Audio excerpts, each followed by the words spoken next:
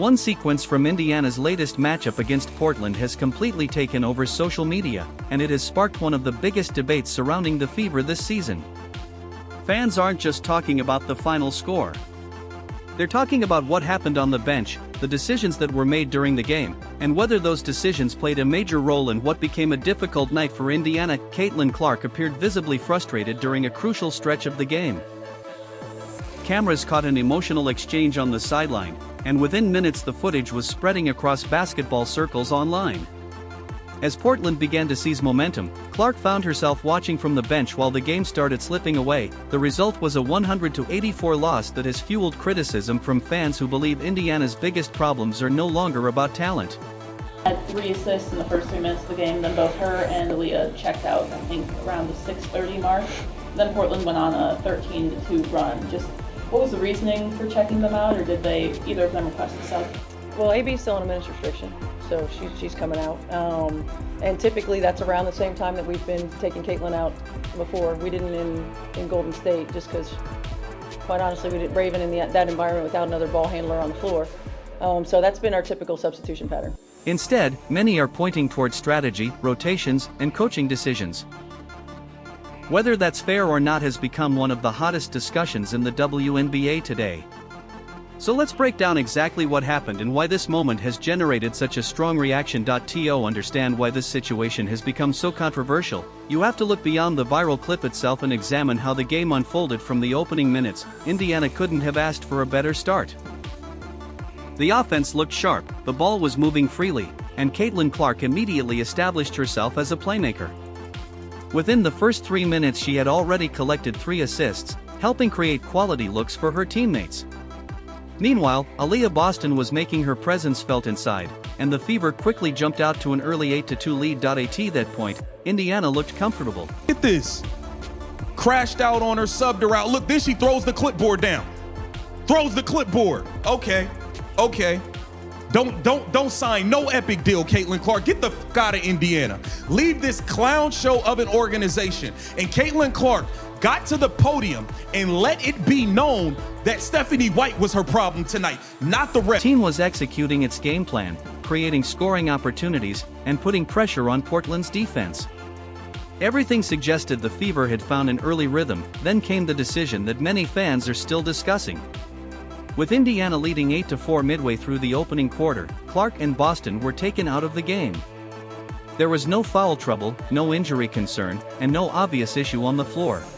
Out of here. And Caitlin Clark addressed it and let it be known that her problem wasn't the fouls, it wasn't the refs, her problem was Stephanie White. Caitlin Clark come out and let it be known. Let's go, man. This is crazy. I can't believe Stephanie White got some nerve like she's some championship coach to be talking to Caitlin Clark. To the post-game explanation, it was simply part of the team's normal substitution pattern. The problem was what happened next. Portland immediately responded with a massive run, completely changing the flow of the game. By the time Clark and Boston returned, Indiana's early advantage had disappeared and Portland had flipped the scoreboard in its favor. In only a few minutes, a promising start turned into an uphill battle. Right over the top with the floater. Vaughn sets the screen late with Clark switched on to her. Late attacking, lowers the head, able to roll it in the quarter. Late trying to find the roll. They doubled it. Gustafson the catch. Gustafson up with the left. Parker flips it back up top to Late. Late checked by Clark. Late free throw line jumper. That sequence provides the context behind the footage that fans have been sharing nonstop. As Portland continued to build momentum, cameras showed Clark displaying visible frustration on the bench. The body language told a story of its own. She had watched Indiana establish control early, only to see that control disappear while key players were sitting. For many viewers, this wasn't about a missed shot or a questionable whistle from the officials. Season high for the rookie. Gustafson will let it fly from the corner. Oh, it is good. The fourth foul on that last possession. See the foul trouble piling up for Indiana. Exler inside. Gustafson the flipper. Since I was about 10 years old playing against her in AAU. Late draws 2, flips it up. Gustafson. Gustafson will set the screen. Late over to Gustafson. Gustafson inside. Park defending. Gustafson. Barker at the top. Gustafson down low. You already know what's going to About watching momentum shift dramatically and feeling powerless to stop it from the sidelines. Whether people agree with her reaction or not, it's easy to understand why emotions were running high. Competitive athletes want to be on the floor during critical moments, especially when they believe they can help stop an opponent's run before it becomes a major problem. What has made this moment resonate with so many fans is that the conversation goes beyond body language or frustration. It centers on timing. Basketball is often a game of momentum, and momentum can disappear quickly. Indiana had control early. Portland did not suddenly transform into a different team overnight. Instead, the game shifted during a stretch when Indiana's top players were unavailable to influence what was happening on the court. That's why critics have focused so heavily on the rotation decisions. Their argument is simple. When your team has built an early advantage and your best players are helping create that success, many believe the priority should be preserving that momentum rather than strictly following a predetermined substitution schedule. Whether that's the correct approach is open for debate, but it explains why this sequence continues to generate so much attention. Following the game, Caitlin Clark addressed the media, and her comments immediately became another major talking point. Yeah, rotations were a little bit slow, and everything that in every coverage that we really tried, and when we switched, they did a great job exploiting it. They played with great energy, so you got to give Portland credit. I thought they were really good. They were aggressive. Obviously, they shot the ball well, almost 40% from three, 50% from the field. Like, you know, it's a recipe for success, and you know, we just have to be a little bit more disruptive in everything that we're doing. Rather than focusing on officiating or external factors, Clark spoke about the game itself and the areas where Indiana fell short. Her answers reflected frustration, but they also reflected a player trying to understand why a winnable contest slipped away. Those comments only added fuel to the discussion because fans began comparing Clark's perspective with the explanations provided by the coaching staff. As a result, what might have been viewed as a normal post-game interview quickly became part of a much larger debate surrounding the direction of the team. Stephanie White's explanation after the game centered around the idea that the substitutions followed the team's normal rotation pattern. For supporters of that approach, consistency matters. Coaches often rely on established rotations to manage minutes and maintain structure throughout a season. However, critics saw things differently. Many observers pointed directly to the scoring run that occurred immediately after Clark and Boston left the floor. Do you guys feel like any of the officiating rule changes are impacting how you're able to play as a team defensively? Officiating wasn't our problem tonight. These were impossible to ignore, and basketball analysts quickly began examining the timeline of events. To them, the issue wasn't a single timeout or one isolated play call. The concern was whether the coaching staff remained too committed to a fixed rotation while the game itself was demanding a different response. As Portland continued building confidence, Indiana found itself trying to recover from a deficit that had developed in only a matter of minutes. And according to many frustrated fans, that stretch helped lay the foundation for the larger problems that would emerge later in the game. When Caitlin Clark spoke after the game, many fans paid close attention to what she emphasized and what she chose not to emphasize. She didn't spend time discussing officiating or searching for outside excuses.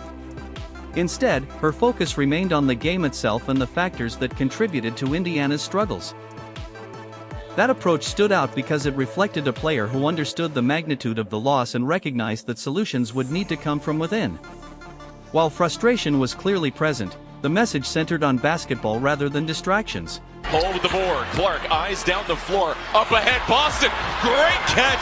The vision from Clark and Boston to the rim, and Indiana sprints out to an 8-2 lead. And those Supporters, that mindset reinforced the image of a competitor determined to find answers instead of assigning blame elsewhere. One statistic from this game continues to jump off the page. Portland scored 37 points in the third quarter. That's the kind of offensive explosion that can completely change the direction of a game. By that stage, Indiana was already facing challenges defensively, but the third quarter transformed those concerns into a full-blown problem. The difficult part for Fever supporters is that the warning signs appeared long before that scoring outburst. Clark in the paint. Retrieves the dribble. Mitchell, what a cut! What a delivery from Clark! so little. Defensive breakdowns had already surfaced earlier in the contest, and Portland repeatedly found ways to attack favorable matchups. By the time the third quarter arrived, those issues had not disappeared. Instead, they became even more noticeable as Portland continued finding success possession after possession. A major reason for Portland's offensive success was the performance of its lead playmakers, who consistently found openings in Indiana's defensive structure. Portland's ball movement forced the Fever into difficult situations throughout the night. Every time Indiana attempted to switch assignments, Portland appeared ready with an answer. The offense remained patient, identified mismatches, and attacked the spaces created by those defensive rotations. What made the performance particularly impressive was how consistently Portland generated quality looks. Rather than relying on contested shots or individual brilliance, they repeatedly created high-percentage opportunities through execution and smart decision-making. Stephanie White has got to go. This relationship is over. She crashed out and benched Caitlin Clark throughout the game. That is why Caitlin Clark was out of it. This is nasty. The owner needs to step in and fire this goofball, this freaking clown of a coach. See, Indiana's defense spent much of the night reacting instead of dictating the action, and Portland took full advantage of it. Another key factor in the game was Portland's efficiency around the basket. Time after time, Indiana found itself scrambling to recover after defensive switches and rotations. Those small breakdowns created opportunities for Portland's frontcourt players to receive the ball in favorable positions, often without significant resistance. The result was an extremely efficient scoring performance that placed even more pressure on Indiana's offense. When opponents are consistently getting clean looks near the rim, every defensive possession becomes more difficult. Clark acknowledged several of those issues after the game. She spoke about awareness, communication, anticipation, and the need for better defensive execution. get her out of here, bro. Get her out of here. Caitlin Clark said it. The refs, what? Caitlin Clark had 5 fouls. Normally, she talked greasy about the refs. She let it be known. The refs wasn't my problem. I had no problems with the refs. You know who my problem was. It's this clown Stephanie. Those comments reflected accountability, but they also highlighted the challenges Indiana faced throughout the night. Portland repeatedly identified weaknesses and continued attacking them until the Fever found themselves unable to slow the momentum. As the game progressed, foul trouble became another obstacle for Clark. Additional fouls limited her availability during crucial stretches of the second half, forcing Indiana to play without one of its most important creators. Every minute spent on the bench made the comeback attempt even more difficult as Portland continued extending its advantage. What frustrated many observers was the feeling that Indiana never fully adjusted to what Portland was doing offensively. Nerve talking to Caitlin Clark like this, snatching her out of the game, throwing the clipboard down. Who the f do you think you are? You are a bum. You are a bum. You are a piece of garbage of a coach, man. This is crazy, man. Caitlin Clark has got to get out of Indiana. Caitlin Clark has to get out of Indiana immediately, bro. I don't care how. Same defensive challenges that appeared earlier in the game continued resurfacing as the lead grew larger. Meanwhile, several Fever players were still producing offensively. Indiana wasn't completely overwhelmed on one end of the floor. The problem was that every basket scored seemed to be matched by defensive struggles on the other side, making it nearly impossible to generate sustained momentum. A closer look at the box score reveals why so many people walked away from this game with mixed emotions. Several Indiana players delivered productive performances. Aaliyah Boston contributed offensively, Kelsey Mitchell continued providing scoring punch, and other members of the roster chipped in meaningful points as well. Normally, those contributions would give a team a legitimate chance to compete. Yet despite receiving strong production from multiple players, Indiana still lost by double digits. Clark's final numbers immediately became a talking point. At first glance, the scoring total suggested an unusually quiet night. But supporters pointed to the context surrounding those statistics, including limited minutes, foul trouble, and the changing flow of the game. For them, the story wasn't simply about missed shots. It was about whether Indiana ever put its star player in the best position to establish rhythm and impact the contest the way she typically does. Perhaps no strategic decision generated more discussion than the handling of Indiana's pick-and-roll game. The Clark-Boston partnership has become one of the team's most effective offensive combinations. When those two are working together, defenses are forced to make difficult choices. Help too much on Clark, and Boston becomes available inside. Focus too heavily on Boston, and Clark gains more room to create. Because of that success, many observers were surprised that Indiana moved away from those actions for extended stretches. As the offense evolved throughout the game, possessions increasingly became individual scoring attempts rather than coordinated actions designed to create advantages. Critics argue that this shift played directly into Portland's hands by reducing the impact of Indiana's most dangerous offensive weapon.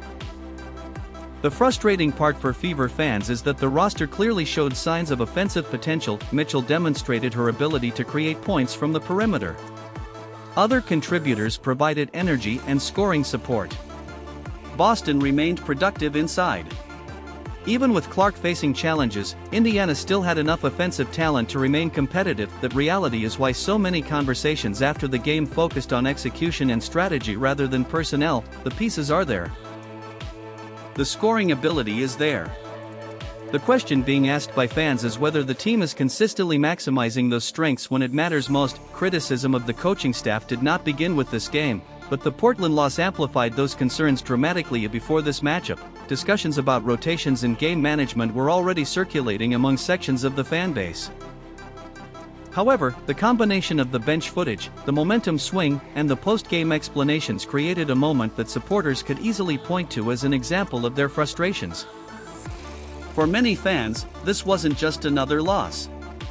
It became symbolic of larger concerns about the team's direction and whether adjustments need to be made moving forward. One aspect of the post-game reaction that earned widespread respect was Clark's willingness to evaluate her own performance. She acknowledged mistakes, discussed areas where improvement was needed, and focused on what she personally could control. That's often what fans want to see from star players after a difficult loss. Rather than creating distractions, she kept the conversation centered on basketball and on the challenge of helping Indiana become a better team. That contrast became a major topic among supporters. Many fans appreciated seeing accountability from one of the team's biggest stars, while continuing to debate whether similar accountability existed elsewhere within the organization. As frustration grows, discussions inevitably become more emotional. Some supporters have reached the point where every loss feels like evidence that significant changes may be necessary. Others believe patience remains the correct approach and that development takes time, regardless of where fans stand. One thing is clear: the conversation surrounding Indiana has become far louder than it was only a few weeks ago. Now attention turns toward the future. Indiana's front office faces important decisions as it evaluates both short-term results and long-term goals. The Fever possess a talented core capable of competing at a high level, but talent alone does not guarantee success. The organization must determine how best to maximize the potential of its roster while continuing to build around one of the league's brightest young stars. Every franchise reaches moments where difficult questions need to be asked. For Indiana, this loss has intensified those questions and increased the pressure surrounding future decisions. When everything is added together, this game leaves behind a fascinating discussion. Indiana received productive performances from multiple players. The roster showed flashes of the potential that has generated so much excitement around the league. Yet the final result was still a disappointing defeat against a Portland team that executed at an extremely high level. That's why the reaction has been so intense. Fans don't see a shortage of talent. They see a team that many believe is capable of far more than what the standings currently show. Whether those concerns are justified will be determined over the course of the season. But after a 100-84 loss and a viral sideline moment that captured national attention, the spotlight on Indiana has never been brighter. What do you think?